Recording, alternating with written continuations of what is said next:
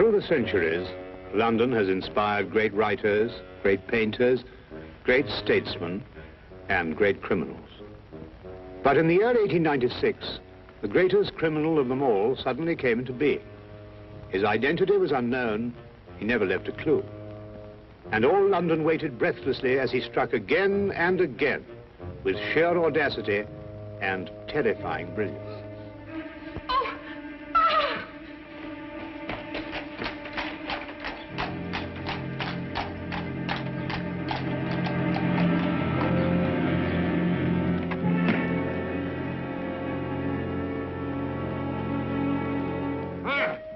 Ah!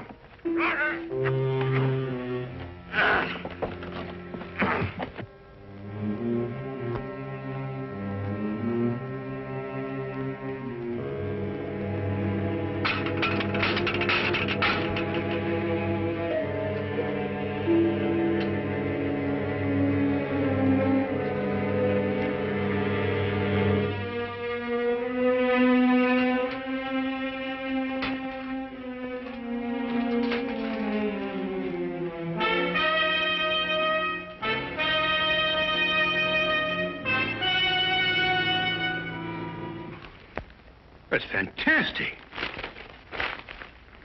Absolutely fantastic. Huh? Well, first the gold seal from Edinburgh Castle, and then naval secrets from the Admiralty, and now Queen Elizabeth's jewels. What in thunder is Scotland Yard doing? Dunno. Well, it makes chills run up and down my spine. There's no clue to any of the thefts. Ha, ha. You must have some ideas on this case. Huh? What are you doing, anyway? Research. Research? Holmes, do you realize this gang has been helping themselves to state secrets and national treasures? Have they really? Oh.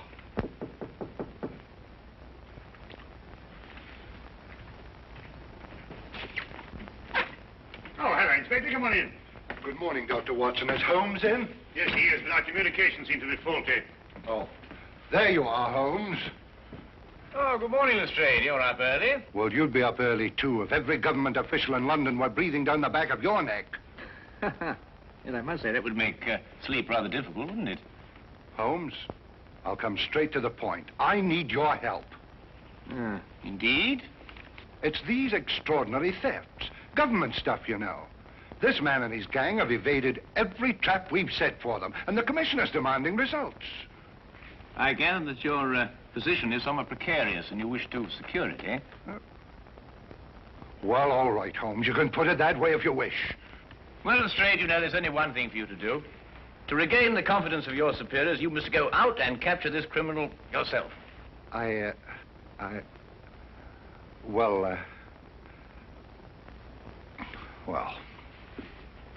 goodbye, Mr. Holmes.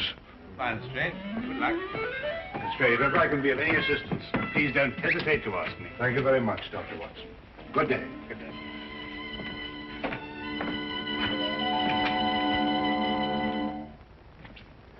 How could you do that to him?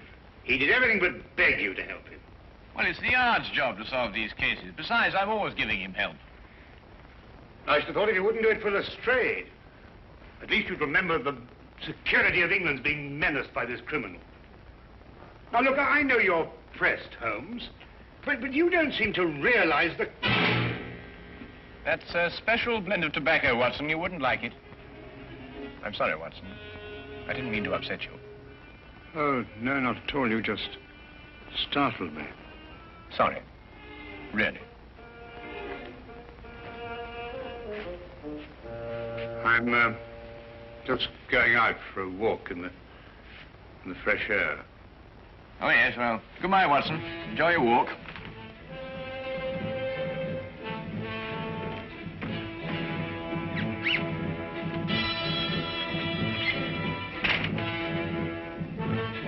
Certainly, Holmes's erratic behavior was enough to set my nerves on edge. But now, suddenly, I was far more than upset, for I had seen something in that humidor. At least, I thought I'd seen something. Perhaps it was my imagination, my nerves. But I could have sworn that mixed with the tobacco in the humidor was a diamond necklace.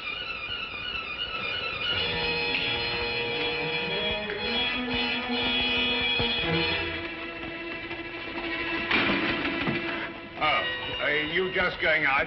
Yeah, you just going in? No, I'm just strolling about. Oh, that's nice. Well, I have an appointment. Oh, I say, would you like me to stroll along with you? Well, as a matter of fact, it's a private matter. I think I'd better go on my own. Oh, right. Well, will I see you for lunch? Most likely, yes.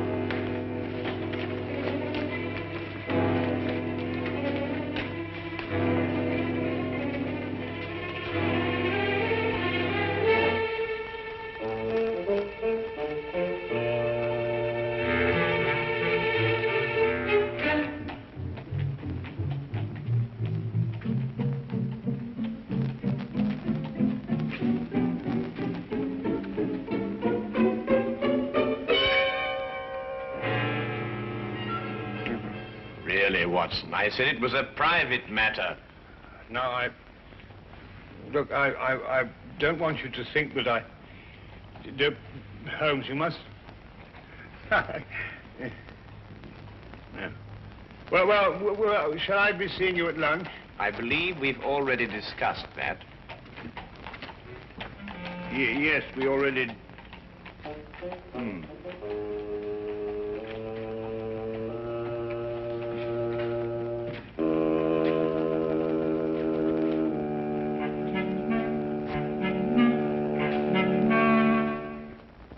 When Holmes returned, he was kind enough to let the morning affair be forgotten, or apparently forgotten.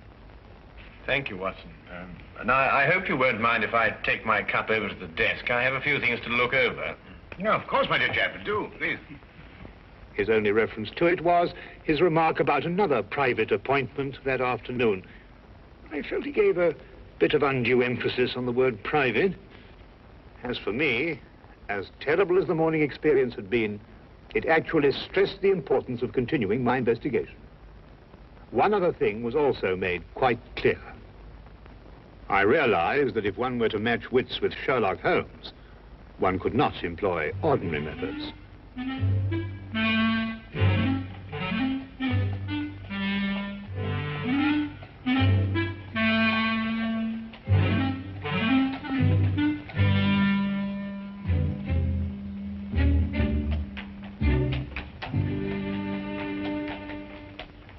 Marion-Crawford station, please. I'm sorry, sir, this cab's engaged. That's all right. I'll double your fee. I'm sorry, sir, this cab is not available. But Belinda and I, we're eloping. We don't have time to, I'm very sorry, young man. I'll triple your fee. For the third and last time, young man, will you kindly go and elope with somebody else?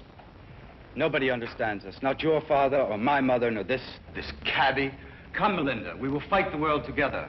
But we will prove our love. Number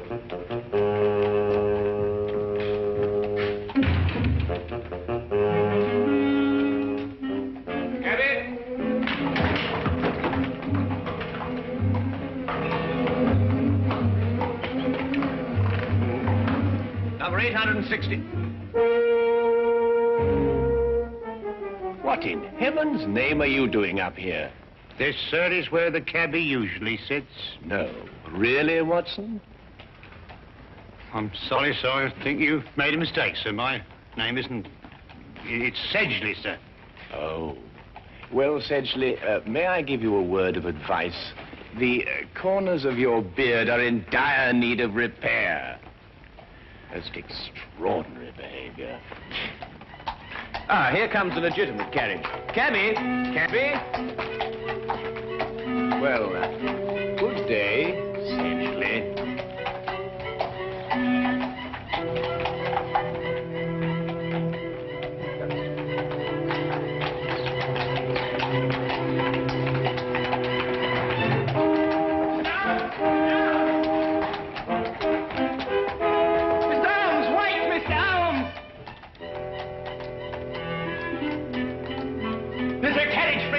Yes, sir, yes. Good. 816 Bleak Street. And get a move on, I gotta catch that gent what just took off. Get in, sir. 816 Bleak Street. Right you are, sir. Right.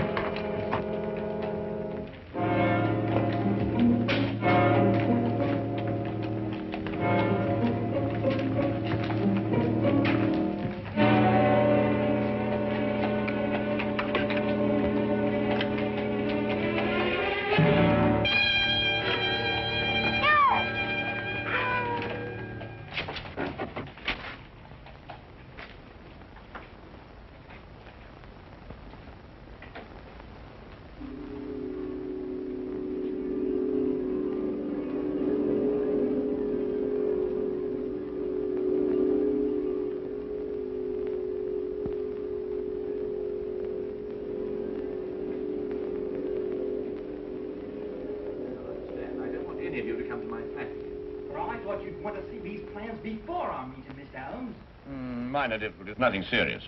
Now, Miss Ames. Yes, Mr. Holmes? I want you to take 15 paces to the right and 10 to the left.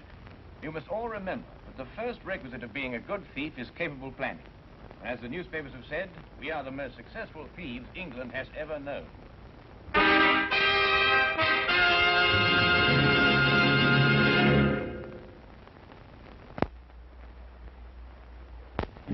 And now, we return to the case of the neurotic detective. Repressed hostilities against society. I don't think Holmes will allow any probing. Not willingly, anyway. If only you could meet him ostensibly on a non-professional basis.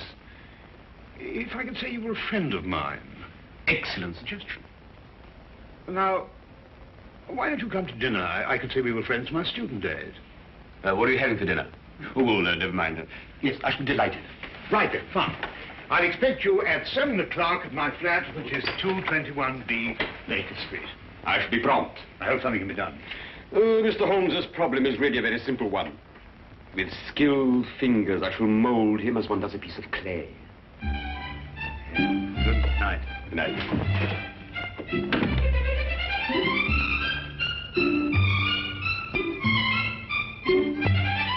Ah, yes, the inner workings of the mind, Professor. Fascinating. It is amazing how many seemingly normal people are mentally disturbed. Now, take yourself, Mr. Holmes, as a purely hypothetical example. I imagine you might dream that the whole of London fails you. On the contrary, I sleep most soundly. Ah, but then there are all the little nervous habits, the idiosyncrasies. For instance, do you drum your fingers on the table? Do you ever pull the lobe of your left ear? Now, you know, it's interesting that you mention those things, Professor, because I've observed that you have 3 half-smoked cigars in your coat pocket, that your shoes have lifts in them to give you greater height, and that your fingernails are bitten down to the quick. Of course, hypothetically speaking, I suppose you're what one would call an erratic man. Observe the 3 half-smoked cigars. You're also a very vain man. Observe the lifts in your shoes. And more than that, you're a very, very insecure man. Observe the fingernails. I also observed that you've mangled 3 pieces of bread and that you've hacked your roast beef with a more than culinary vengeance. Offhand, and without prejudice, mark you, I'd say that you're suffering from some very deeply repressed hostilities against society. Yes, very deeply repressed indeed. Professor, where are you going? You must excuse me.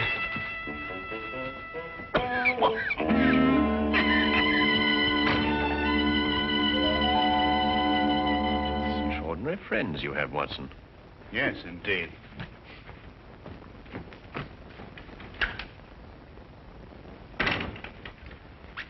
say he's completely disappeared. Oh, it's just as well anyway. I've got to go out myself in a few minutes. Oh, really? A private matter? Oh, didn't I tell you, Watson? I've been invited to a reception in honor of the new Turkish ambassador. At the embassy? No, no. As a matter of fact, my dear fellow, it's at the house of our Minister for Foreign Affairs. Oh.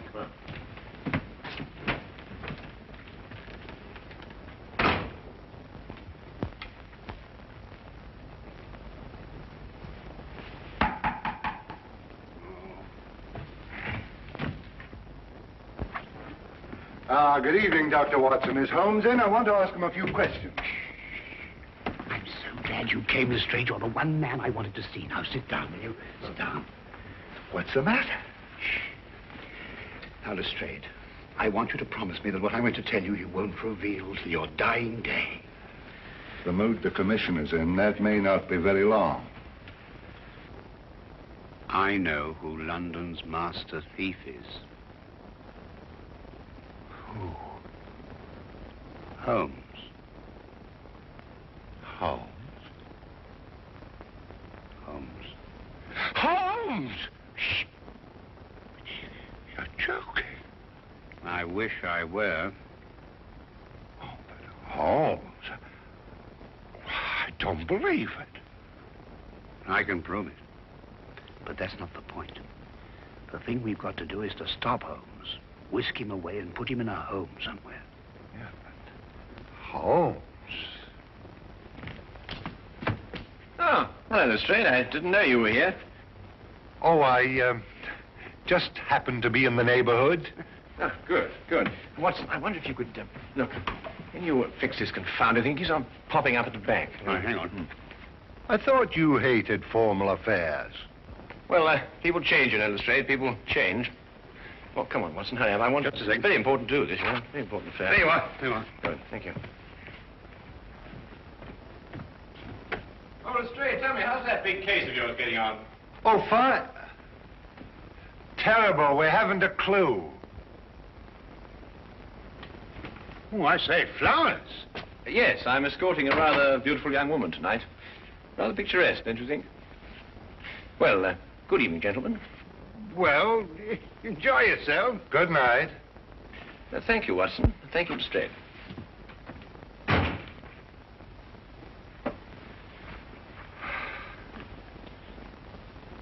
We knew what he was going to do. Let's look at this as Holmes would have... Well, I mean, when he was normal. You know, those formal clothes are very odd. Well, he was invited to a reception at the house of the Minister of Foreign Affairs. Big diplomatic thing. Yes, but ordinarily stay miles away from a thing like that. Therefore, perhaps he has a special reason for going. Perhaps.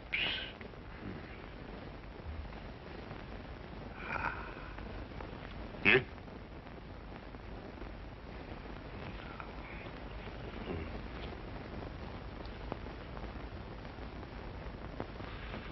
Official papers of state.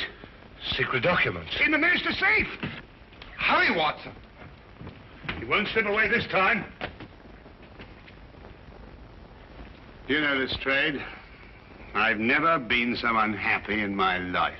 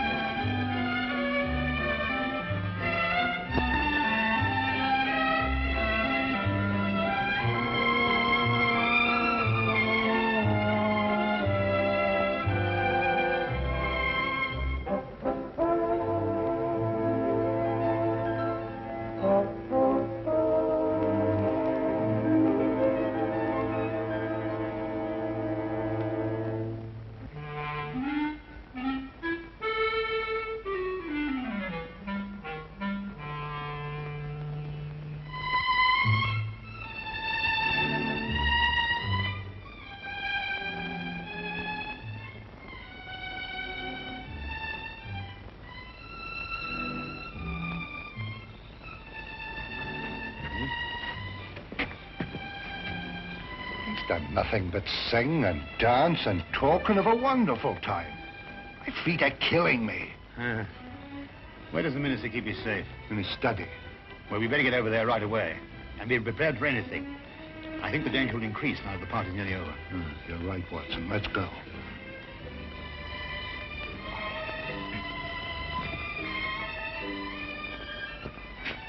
Ah, Wilkins. I didn't see Mr. Holmes anywhere, sir.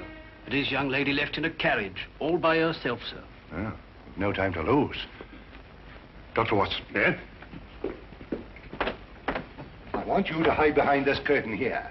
And, Wilkins, what's in here? It's a cupboard.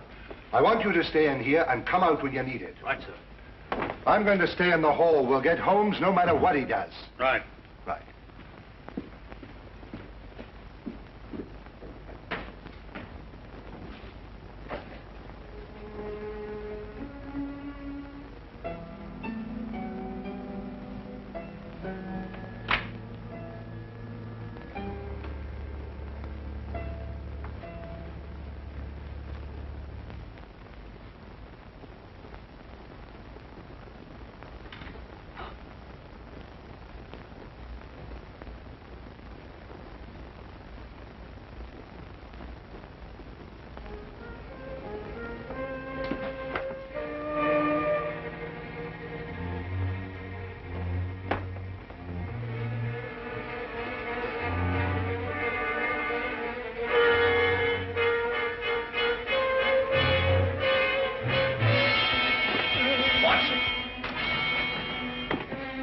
Found this chap sneaking around outside, Mr. Holmes.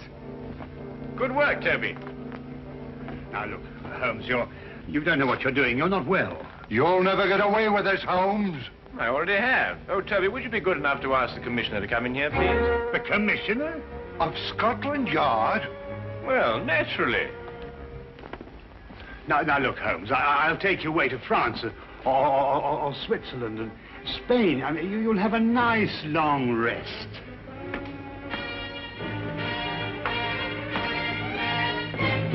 There you are, Commissioner. Splendid work, Mr. Holmes, splendid. Commissioner? You too? What are you talking about, Lestrade? And put your hands down. You're not in any danger.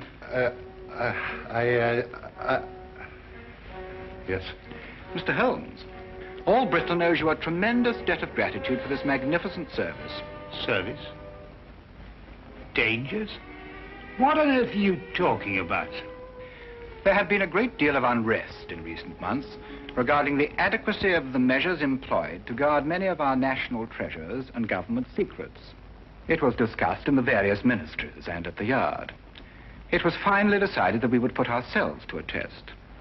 Mr. Holmes was hired as a most worthy adversary to our security. The results were most enlightening. A far tighter security system has already been planned. Working for Scotland Yard? But, Holmes, why didn't you tell me? Because the only true test could be obtained by keeping the utmost secrecy. Every personal reaction had to be genuine. The men from Scotland Yard were told nothing because they, too, were being tested.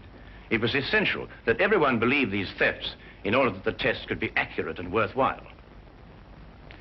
And the reactions were most amazing at the Yard. And to think, Watson, you didn't trust me. Oh, I say, look here, Holmes. No, Holmes, really, you've got to listen to me, please. I mean, get my point of view. I mean, for all I knew, the whole British Empire was at stake. Well, yes, you have a point there. Come along, Sedgley. Oh, really, Holmes? Sedgley?